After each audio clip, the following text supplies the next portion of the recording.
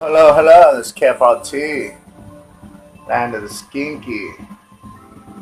Back with Thomas Exit. He's reading from his short book, Blah Blah Blah, The Short Stories of a Mind Thief, available on Lulu, Lulu.com. This is his eighth story from his book, Short Stories.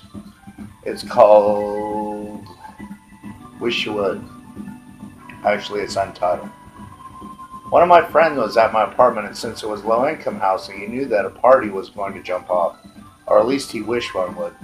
So anyway, he met some kids in the project that happened to be black. No problem, right? Black is black and white is white or whatever. Really not my concern at that time, at least.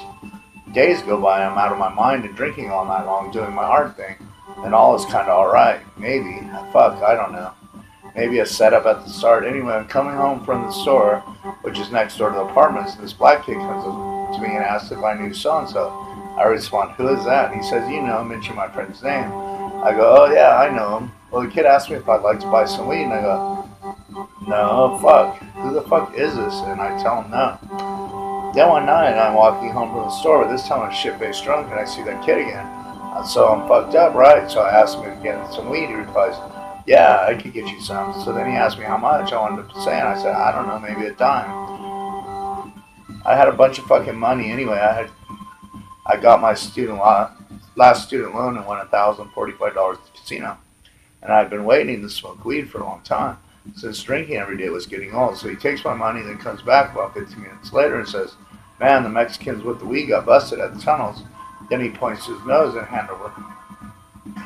and his hand over at the street, and I said, yes, indeed, the cops had some Mexicans sitting on the curb. So I'm like, fucked, right? No big deal. I have money, no concern, whatever, right? Yeah. Same old shit, huh? Whatever. So some amount of time goes by, and I see the kid again, and I ask him to get some weed, a dime, I think. And this time he tries to score for me, but again, no weed. He brings my money back. But these girls walk up with a black and Mexican, and they say they can get some for me, and they did. Again, I'm all fucked up, and I get some weed. And the kid is there, so I offer some weed, but he won't take it, but his friend takes it. Then me and the girls go to my apartment and smoke. Then they jam. They tell me I shouldn't be fucking with the kids. I think nothing of it. Then the girls leave, and they're never to be seen again. Whatever, once again. So after this encounter, I see Jesse comes by my house like every day or two to see if I want more weed. Sometimes I do, and sometimes I don't. I'm really not smoking pot a lot at this time. So anyway, then his friend comes by and does the same thing. Whatever, I'm cool. The bags are small, but fuck it, I don't know where to score anywhere else, so I really don't care. Then one day, this kid comes, and I'm talking, and he asks if I have a computer. Why, I don't know, it just comes up somehow, so I tell him, yeah. Then he asks if I have the internet, and I say, yeah. And he asks if he can go on MySpace. I'm feeling good, so I say, yeah. So then guess what happens? Yeah, I'm fucking stupid. Here it is. Then they're at my door every day to use the computer, and at first just one kid. I really don't want him there, but he helps me with the weed, so I go along with it. But what happens is more kids keep coming. Next thing I know, I have all these fucking kids in my apartment getting high and acting like they own the fucking place. It's someone calls saying they're planning their picnic. But what the fuck does that mean? Fuck if I know. Anyway, I start letting kids, and then one kid stays in my house because he's on the outs with his parents and he sells crime. Then one day he breaks out some speed and we smoke shit for a few months. Anyway, the apartments have this list of people that people can't be on the property. Then me and this white kid are fucking horsing around with some Mexican kid and blacks. Anyway, it ends in a fight, and the white kid gets jumped and goes and tells his mom. So she tells the management, they put the Mexican kid on the list. The whole thing is all Nazi, and I get a letter telling me I have someone on the list, blah, blah, blah, yeah. So I kick him out, which he doesn't care about, because one night all the kids are drunk and missing their mommies and crying and shit. How fucking stupid, I think. After this is constant turmoil trying to keep people out of my apartment. And they just keep knocking on my door, and I don't want them there, but I'm on the weed and fucking around with speed, and they sneak in and out. I start noticing things missing. I'm like, whatever. And finally, I end up getting evicted. It's not like I didn't have a good time, but they fucked me for my thing. And I told you in another blog in the Innie. So I wonder why I pay because of some bullshit. Maybe it's because gangsters ruin everything, or maybe because I ain't the police or willing to rat on them. But I'm ratting to you that there wasn't nothing I could do. Watch out for the setup. They work so fucking crude.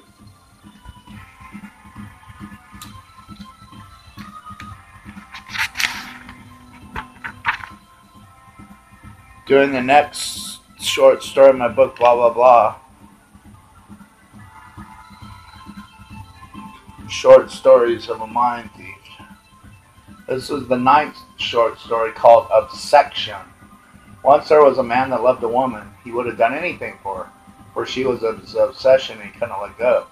He would tell her how much he loved her, would buy her expensive things. He was an artist and would paint her in the most lovable way. His friends often told him that he was insane for loving this woman, since all she did was ridicule and mock him, but he was steadfast in his love. As time went on, the man became jealous of other men and tried to control his love, but he was insane. He couldn't get enough of her.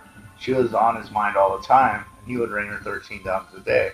If she was not home when he called, he would start to think that she was cheating on him. She never cheated on him, but he had seen her glancing at other men when they were out in public, so this man could not control his feelings.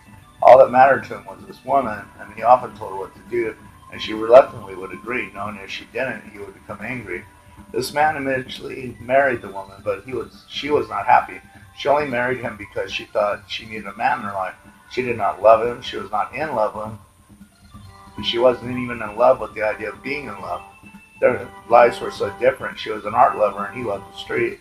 He did drugs and he didn't come home on payday. She struggled with the household chores and he didn't help out at all. She thought of leaving but knew he would become violent if she did. And besides, she wasn't close with her family anymore and she had lost contact with all her friends, so she was stuck in this relationship. He never hit her at first, but then he would raise her voice at her and call her stupid and fat. He controlled all facets of her life and she couldn't do anything to please him. He told himself that he loved the woman, but inside he knew he really didn't.